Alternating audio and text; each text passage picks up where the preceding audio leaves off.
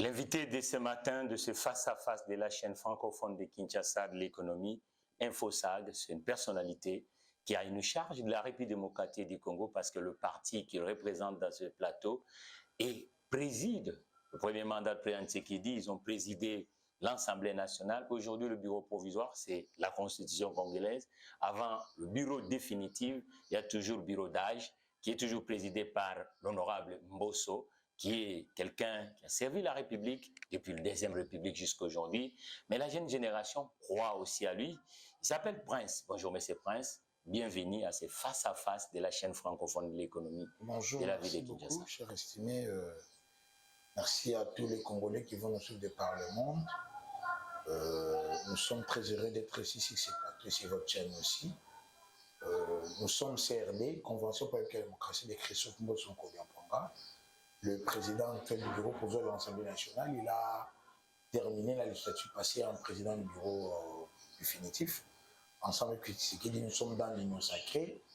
Nous prenons la réelle émergence pour ces pays à travers des réformes profondes pour pouvoir résoudre les problèmes sociétaux. Nous sommes un parti de la social-démocratie, nous prenons le libéralisme social. Cette création de la classe moyenne tant rêvée par les Congolais qui viendra par la répartition équitable, efficiente et aussi honorable des matières premières, permettre aux Congolais d'accéder à l'indépendance économique. Mais vous savez, vous parlez bien de la classe, parce que nous sommes sur une chaîne économique. Et la société, selon les économistes, ce sont des classes. Nous avons la classe du milieu qu'on appelle consommatrice ou moyenne. Nous avons la classe ouvrière, ceux qui travaillent. Nous avons les aisés ou ceux qui ont un peu de capitaliste. Le capital est dans la partie professionnelle. Mais depuis presque le dernier poste que votre président national a occupé dans la Deuxième République, c'était le ministère portefeuille. Et puis après, le président Tshisekedi, qui est né dans cette génération de la Deuxième République, qui le confie aussi la tâche de présider. Nous savons bien que nous sommes dans un système semi-présidentiel. Le Parlement a un rôle très très important. Et c'est là où la politique générale du gouvernement et puis le budget, tout Congolais, même ceux qui ne sont pas économistes, comprend la loi de finances. Maintenant, vous dites qu'il faut faire des réformes profondes. La dernière législation, que Christophe Mbosso Koudia était le président, quelles étaient les réformes qui ont été mises en place?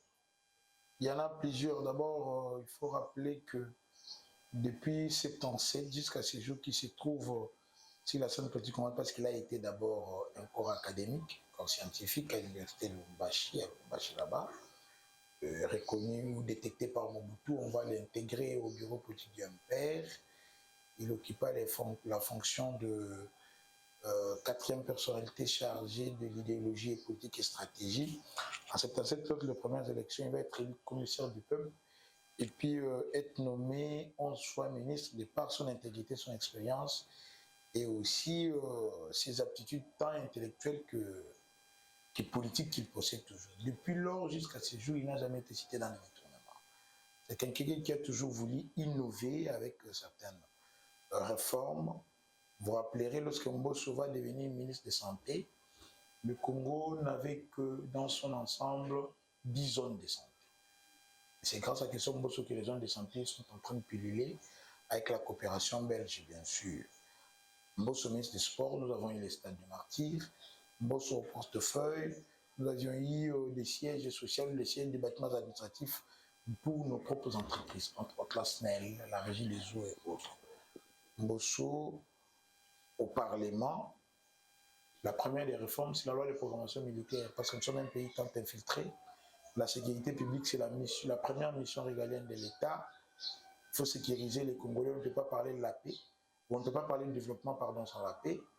Alors, il va amener une loi salvatrice pour l'État, la loi de programmation militaire, qui définit la politique même de défense pour notre État. Ils vont prendre une recommandation qui interdit au gouvernement tout brassage, mixage au sein de l'armée, des groupes rebelles qui nous ont toujours agressés, parce qu'on avait compris que c'était une politique de déportation de peuples qui utilisait notre ennemi, entre autres le Rwanda, qui cherche toujours à nous attaquer, et puis quand on finit par les embrasser, nous allons retrouver qu'il y a plusieurs Rwandais ou plusieurs autres nationalités dans notre armée qui doit être une armée nationale, parce qu'une armée multinationale ne peut jamais gagner une guerre. Donc, il y a plusieurs réformes qui se sont engagées sous Mbosso qui ont permis à ce que le gouvernement travaille pour alléger tant soit peu les souffrances de la population. Mais la population donne le dos aux politiques parce qu'ils disent que l'Assemblée nationale qui devait incarner l'avancement sociétal, c'est comme si il faut un monde à part. Parce qu'il y a beaucoup de textes de loi, par exemple, le petit commerce. Nous voyons que de plus en plus les commerçants congolais ne sont pas associés. Nous voyons que le petit contractuel, on voit aujourd'hui le capital, entre guillemets, parce que les Congolais cherchent une banque congolaise, mais une banque, c'est la composition, ce sont des actifs professionnels et particuliers. Et cette loi qui dit petit commerce, Mbosso, qu'est-ce qu'il fait avec? Parce que jusqu'à aujourd'hui, on ne comprend rien. Ce n'est pas lisible. C'est le même commerçant qui amène des conteneurs, qui devient distributeur, qui devient tout. Le prix qu'il va vendre, c'est ce qu'il va vendre aux petits Congolais qui n'ont pas le financement. De ces côtés, ceux qui entreprennent ne voient pas l'éclairage. Un autre étoilé qui était dans les Congolais lambda, c'est les rémunérations des éminentes personnalités qu'on appelle les députés. Ils disent que l'enseignant, c'est comme si on ne voit pas clair, et comment fait-il celui qui est son représentant, on lui donne, il ne comprend pas la société. Et puis on dit le train de vie, parce que ça devient un sujet tabou, mais la clameur publique parle beaucoup des trains de vie de l'État, et c'est au niveau du Parlement que les arbitrages se font.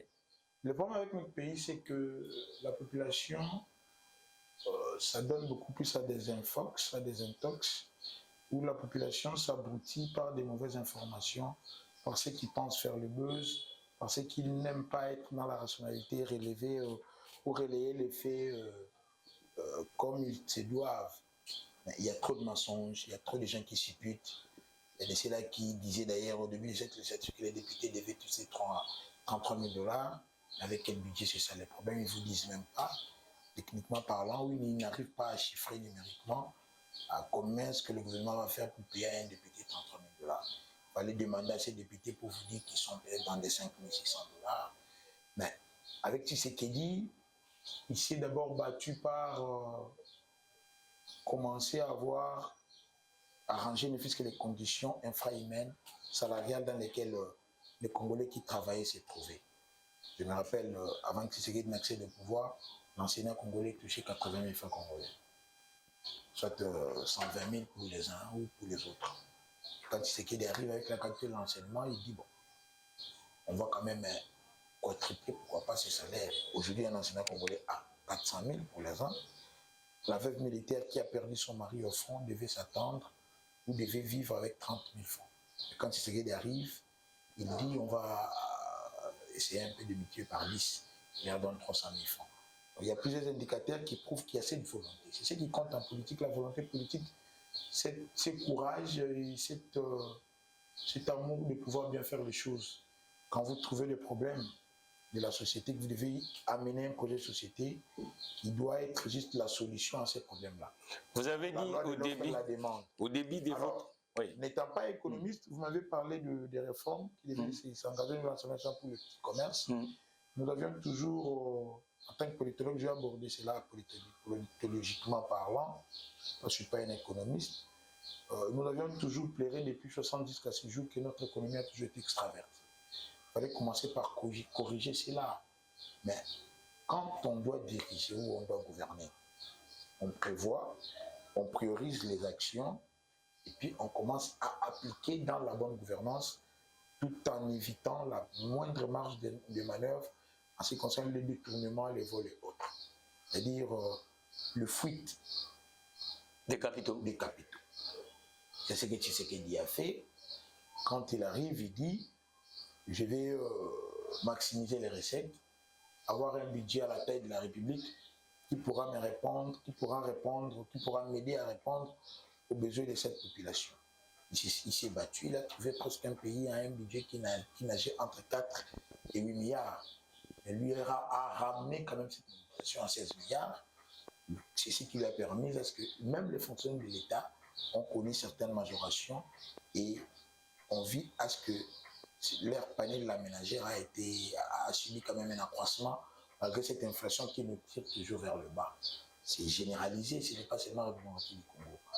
Mais aussi, il y a cette question de la guerre qui empêche plusieurs réformes à être engagées. Je sais qu'au Parlement, notre Assemblée nationale travaille dans un sens généralisé.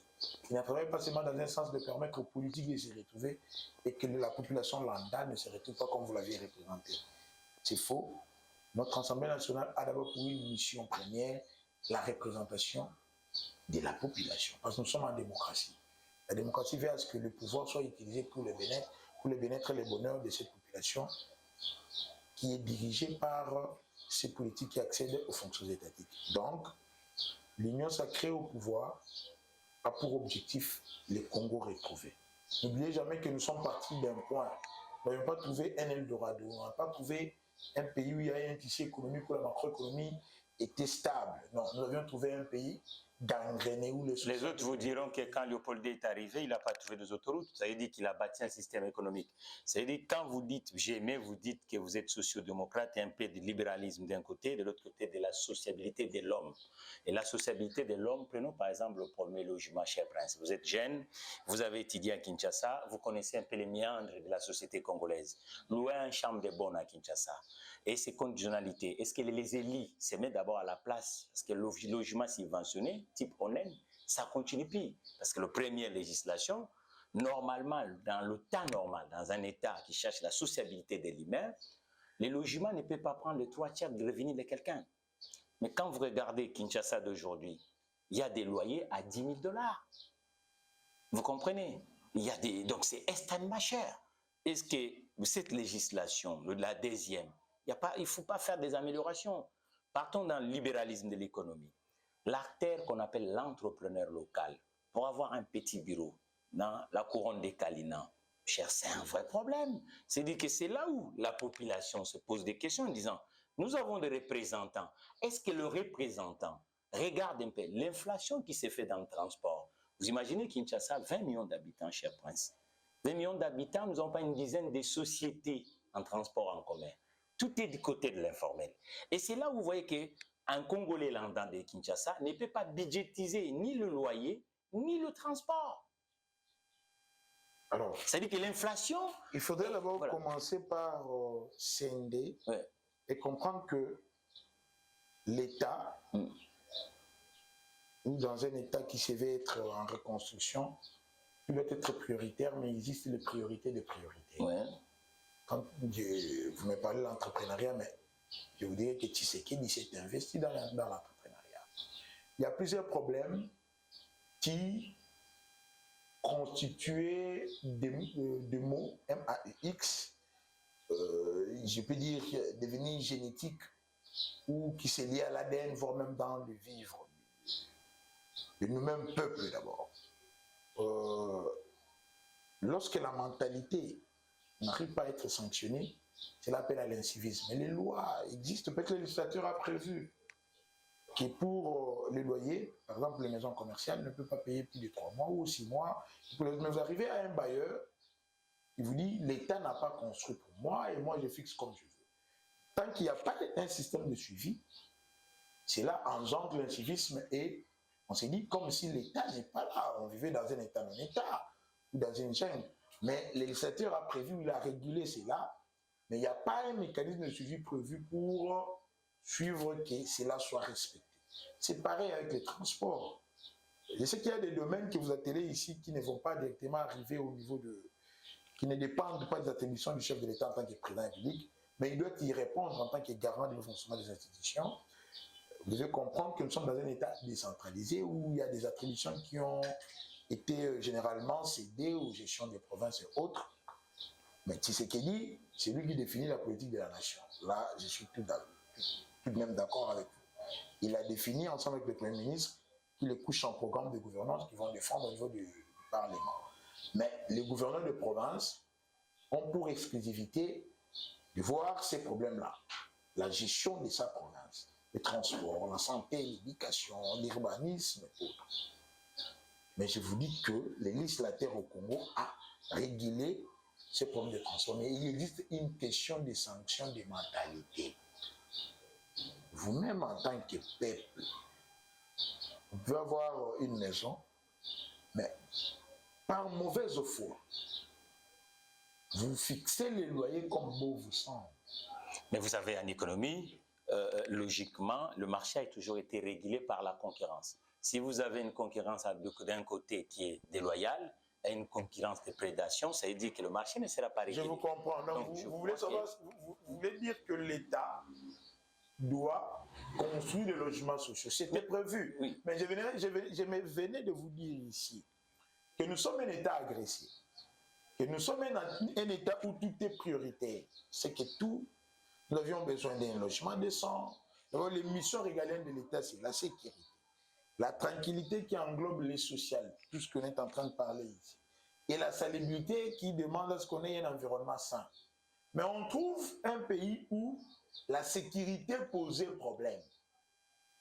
Notre économie nationale ne se concentre que dans les minéraux ou dans les sous-sols. Nous n'avons pas une économie diversifiée. Et qu'est-ce qui bloque? Ce qui bloque, c'est qu'il fallait d'abord commencer par sécuriser, amener les politiques publiques nécessaires. C'est ce qu'il dit. Lors de les autres discours, vous diront que... Attendez, oui, c'est ce qu'il dit lors de son discours d'investiture. Il va dire, je m'engage à améliorer le pouvoir d'achat des Congolais, je m'engage à sécuriser les Congolais, je m'engage à diversifier l'économie, c'est-à-dire tourner les regards vers la pêche, tourner les regards vers l'élevage, vers l'agriculture, voir aussi le sol, pas seulement que les sous-sols. Mais nous avons une économie, d'abord, qui ne dépend que du sous-sol. Lorsqu'à l'échelle mondiale, le minerai baisse de prix, notre économie tergiverse. Lorsque le minerai augmente en prix, vous voyez l'économie congolaise en bonne santé. Alors il fallait corriger cela, mais comment corriger cela pendant que nous avons une question épineuse? D'abord, dès la mentalité qui est cancérigène par rapport à la corruption. Comment corriger cela pendant que nous avons une question épineuse de la guerre?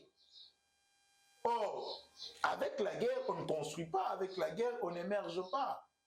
Donc vous devez accepter à ce que les choses suivent la programmation. Il y en a qui vous diront que quand vous partez par exemple au Maroc aujourd'hui depuis Covid-19 est arrivé, Maroc est devenu parmi les espaces importants de l'économie mondiale et africaine.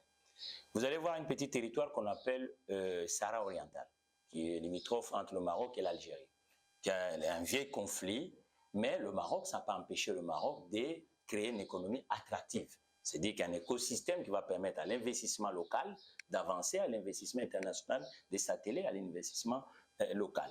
Quand vous allez au Nigeria, les années 78, le président Biafra, c'était un grand conflit, mais après, le leadership national, en commençant par Olusegun Obasanjo, le Nigeria a connu 4 dirigeants qui sont arrivés, 3, chacun s'est attelé à un point. L'autre luttait contre la corruption, un autre est venu pour l'investissement, donc il a trouvé des acteurs locaux comme les Tony Numelo, tout ça, ainsi de suite, à relancer. Maintenant, aujourd'hui, il y a aussi ce qu'on appelle en économie, l'économie de la guerre. Parce que la guerre, nous avons besoin des bottes, nous avons besoin des munitions, nous avons besoin de carburant, tout ça. Et tous ces éléments-là font tourner aussi l'économie. Maintenant, le vrai problème des Congolais lambda, il dit, Monsieur Prince, vous êtes à la tête de ce pays, et surtout dans la partie législative. C'est-à-dire que là où on vote des textes et des lois, c'est-à-dire que pourquoi on n'arrive pas, parce que vous dites vous-même que du point de vue national, nous demandons uniquement les métaux. Et c'est là où, comment on peut laisser aux marchands de sommeil, c'est-à-dire que ceux qui construisent leur maison, dans la logique de l'informel même, dominer le marché au moment où ça devait être aussi là où l'État pouvait gagner de l'argent. Parce que chaque Congolais, pauvre ou riche, doivent dormir. Le transport, c'est pareil. L'État, pourquoi il n'arrive pas à investir dans ces domaines-là? Nous allons toujours tourner autour du pot. Je vous dirai toujours que nous avions la question d'épineuse de la guerre. Comment voulez-vous qu'on investisse pendant qu'il y a même l'effort de guerre qui nous coûte? Nous sommes un pays à scandale géologique. Vous m'avez cité le Maroc, vous m'avez cité le Nigeria. Nous sommes un pays qui peut investir dans le tourisme et qui viendra visiter un État agressé. Nous sommes un pays riche, même en... Si on vous dit qu'à Kinshasa, il n'y a pas la guerre. À Kinshasa, il n'y a pas la guerre, mais Kinshasa est dans une insécurité la plus absolument indétectable et voire même incommensurable. Les banditismes urbains qui demandent même jusqu'à ce que le gouvernement central vienne Siatélé. Kinshasa est à la frontière avec le Congo central et le Congo, et voire même le Baïndombe, 3 provinces qui venaient d'être sous conflit interethnique. Il y a plusieurs questions qui doivent être résolues, premièrement ou initialement, avant qu'on envisage un décollage. Le peuple doit patienter dans le travail. Le peuple doit patienter dans la culture, dans les changements de mentalité. Aujourd'hui, tout le monde se plaint que Kinshasa est sale, mais ce qui rend la ville sale, ce sont des déchets domestiques. Parce qu'il n'y a pas le monde du travail recule. Non, ça veut dire qu'il faut. Non, la mentalité même de ces peuples qu'on ne peut pas dédouaner. Lorsqu'un État se détériore, cela ne concerne pas seulement les dirigeants, même les dirigeants aussi. Mais il faut qu'il y ait des sanctions. Pourquoi vous... Là, vous me rejoignez, je vous ai dit. Il faut sanctionner. C'est à vous maintenant d'appliquer une sanction. Donc, les politiques publiques aujourd'hui sont menées dans le sens de corriger ces erreurs-là, mais d'une manière prioritaire. Avec cette question de la guerre que nous sommes en train de vouloir exterminer, quand l'État terminera à combattre avec le Rwanda, nous pouvons investir dans l'agriculture, nous pourrons investir aisément dans le tourisme. Donc, on va laisser, en ce moment, on laissera uniquement la consommation de Congolaises, qu'on donne le travail aux autres. Comme on est en guerre, ça veut dire que la partie Kwango, on va continuer à manger les chanchards namibiens. La partie Bas-Congo, ainsi de suite. On ne donne pas le travail aux autres, peut-être que vous n'avez pas suivi les chefs de l'État. Oui, mais quand nous achetons le chanchard et le poulet en politique, qui vient d'ailleurs, en politique, ce qui compte, c'est la vision. Définir ce que vous voulez faire, ce qu'on appelle les projets de société. Félix dit, dans ce quinquennat, nous allons diversifier l'économie. Liant la parole à l'acte, on achète 3 bateaux de pêche. Le bateau de Tshisekedi, les bateaux de Lumumba et les bateaux de Simon Kibangu qui seront bientôt là. Ces bateaux ne viendront pas être stockés quelque part, ils vont travailler au niveau de la pêche. C'est-à-dire, nous aurons débarrassé de tourner les regards vers l'extérieur pour trouver du poisson. Il y a plusieurs projets comme ça. Lorsqu'on toilette l'administration publique et qu'on permette aux jeunes d'entrer, de trouver de l'emploi, ce sont des réformes quand même. Les réformes, lorsqu'elles sont engagées, ne peuvent ou ne pas porter fruit instantanément, mais ce qui compte, que les dirigeants s'engagent à les matérialiser. La télévision, c'est le temps, cher prince, mais tout ce que vous êtes en train de dire comme les frustrations sociales, les autres États l'ont connu. La France, la désindustrialisation, quand la mondialisation est venue, on avait ce qu'on appelle délinquants juvéniles. Mais comment la France a écrasé ça? C'est en injectant, en réformant les systèmes du travail, c'est-à-dire que les exonérations, les zones franches urbaines, ce n'est pas avec des mots, mais il faut des enveloppes, il faut un plan. Il faut dire, par exemple, le plan dans le milieu urbain. On s'est tardé dans le milieu urbain, mais dans le milieu rural aussi, il y a des vrais problèmes. Mais quand vous parlez de plan, moi je vous parle de projet, vous me rejoignez, non? Oui, donc il faut le plan des politiques, c'est un projet de société, voilà. Même dans les milieux ruraux. Donc, le programme de développement des 145 territoires, oui. C'est un plan, c'est un projet. Ça a déjà commencé. Oui. Ça a donné combien? Ça crée combien d'emplois dans la première phase? Lorsqu'il y a des territoires, oui. Où on trouve des écoles, où on trouve des centres de santé modernes, où on trouve des bâtiments administratifs. Oui. C'est-à-dire que dans les milieux éducatifs, il y a eu des enseignants qui ont été engagés. Non, dans les milieux sanitaires, il y a eu des infirmiers, des docteurs qui ont trouvé l'emploi. Le magistrat, aujourd'hui avec la loi sur la réforme de la magistrature, il y a eu des magistrats qui ont été engagés, Tshisekedi les a appelés les magistrats de l'état des droits. C'est de l'emploi qu'on a donné aux jeunes qui travaillent dans les services ou dans les secteurs de la justice. Donc, on ne saurait quantifier ici. Sur les 145 territoires, combien de territoires où le programme a été déjà à 100% réussi. On ne saurait les quantifier parce que le programme est en cours. Mais on peut faire une évaluation mi-mandat pour vous dire peut-être qu'à 70%, c'est un projet réussi. Donc, et puis, la population dit, on attend quoi pour avoir le gouvernement? Parce qu'au Congo, tout tourne avec le gouvernement. l'économie est frustrée. Qu'est-ce qu'on attend? 4 mois ou 3 mois après l'officialisation. Nous attendons à ce qu'on ait des gens ou qu'on trouve des gens, parce que les gens, ils sont là. Qu'on trouve des gens qui ont des qualités morales, qui ont des compétences requises, parce qu'on n'aimerait pas avoir un gouvernement pour faire plaire aux gens, mais on veut avoir un gouvernement d'action. Un gouvernement qui viendra travailler pour résoudre les problèmes sociétaux. Un gouvernement qui viendra pas pour s'enrichir personnellement, mais un gouvernement où les ministres viendront pour retrousser les manches et travailler pour le peuple dans la vision du chef de l'État. Donc le peuple doit patienter. Il faut comprendre que nous sommes aussi dans un régime semi-présidentiel ou parlementaire et que ce sont les politiques qui proposent. Le Parlement, bientôt, on aura le bureau définitif. Nous sommes au dernier point de la session extraordinaire inaugurale. La validation des mandats, c'était déjà fait. L'élaboration et l'adoption des règlements, c'était déjà fait. Aujourd'hui, on parle de l'élection. La plénière de l'avant-hier, ça portait sur la commission de répartition des postes majorité opposition. Le Toyota RAV4 équipé du système Toyota Safety 16-2 série vous offre un système pré-collision qui permet de veiller sur vous pendant que vous veillez sur les autres.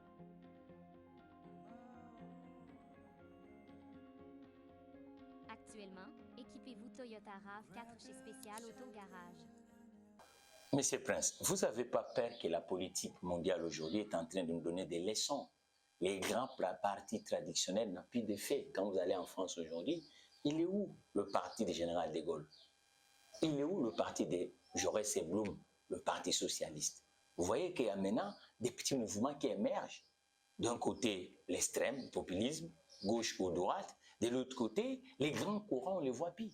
Aux États-Unis, pareil. C'est-à-dire qu'aujourd'hui, le peuple, il dit, la politique a choisi l'immobilisme. Ce n'est pas le cas. D'abord, vous devez comprendre, savoir jauger ce qu'on appelle l'adhésion populaire. Nous, le peuple a cru en nous donnant ce second mandat, nous, Union Sacrée, bien sûr, et cela a été manifesté lors de la publication des résultats, où le peuple s'est identifié à ces résultats.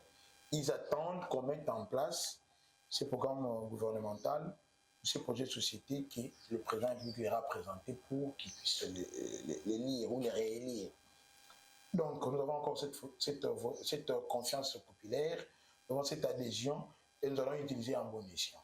Le peuple congolais sait très bien que nous venons de loin. Ce qu'il dit ne pouvait pas corriger un mal qui a duré 50 ans en 5 ans. Mais il pouvait quand même bien faire en posant des actions majeures. C'est ce qu'il a fait et il continuera à le faire. Avec la gratuité de l'enseignement, avec la couverture santé universelle, avec le programme de développement de 55 territoires, avec la lutte contre la corruption, comme il pense diversifier notre économie, avec l'administration publique qui est aujourd'hui rénovée, réformée, refondée même, avec les infrastructures qui pullulent dans chaque province pour pouvoir relier ne fût-ce que cette connectivité et permettre à ce que cette économie puisse s'épanouir. Nous sommes une jeune démocratie, nous sommes un pays en pleine reconstruction. Un mot sur la dette publique. On dit l'accroissement de 3 milliards à 10 milliards. C'est peu. Alors, maintenant, c'est peu, mais les entrées... C'est peu par rapport à ces pays potentiellement riches, par rapport au classement mondial même. L'Argentine a combien de milliards? Et les dictants qui disent qu'on prête qu'aux riches. Les États-Unis aussi. La RDC quand vous mobilisez 8 milliards annuels. La RDC est riche. Et on s'endette pour consommer. Si nous devons, par exemple, hypothéquer les pyrochlores de Kishishi. Et vous avez évalué ça à combien? Si nous devons nous endetter, par exemple, avec 20 milliards et qu'on disait à ces créanciers de venir exploiter le pyrochlore à Kishiché, qu'on prenait les 20 milliards, nous investissons cela à capitaux actifs, ça profite à l'État. Mais les autres disent, en 2000, les années 2000, les créanciers de l'Afrique qui n'avancent pas, on dit le pays en développement, ont annihilé les dettes publiques de ces États parce que les entrées étaient faibles. Mais malheureusement, 24 ans après, ça gonfle. Mais il n'y a pas de divertissement. Non, ce n'est plus le cas avec la RDC, un pays qui veut s'engager dans l'agro-industrialisation, un pays qui veut s'engager dans l'exploitation propre de nos minéraux. Souvenez-vous avec le voyage diplomatique mené ou les balais menés par le chef de l'État il allait chercher des investisseurs, les invitant de venir travailler avec Mais qu'est-ce que vous faites avec les investisseurs locaux? Qu'est-ce que vous faites avec eux? Parce qu'à l'époque de Maréchal Mobutu, nous leur arrangeons, améliorons les climats d'affaires, nous leur propulsons dans l'entrepreneuriat. Mais le Maréchal Mobutu avec des noms, des Ngunza Bonanza, des Kisombe, des Dokolo, ainsi de suite. Aujourd'hui, avec et aujourd'hui, le premier mandat, combien d'entrepreneurs? Il y a eu plusieurs jeunes. Et vous sortez avec un nom sur les espaces publics. Non, je n'aimerais pas citer leur nom. Pour les uns, d'ailleurs, je n'en maîtrise pas. J'ai vu les chefs recevant de jeunes qui sont venus lui remercier. Nous vous remercions, cher Prince, pour cette émission d'aujourd'hui. Qui ont cru en Tshisekedi, en sang politique, et qui pensent que le Congo va émerger avec la politique. Merci pour cette invitation que vous avez reçue. C'est moi qui vous remercie. Et puis, vous avez accepté que nous puissions vous interroger par des questions qui brillent en République démocratique du Congo. À la prochaine occasion. Merci.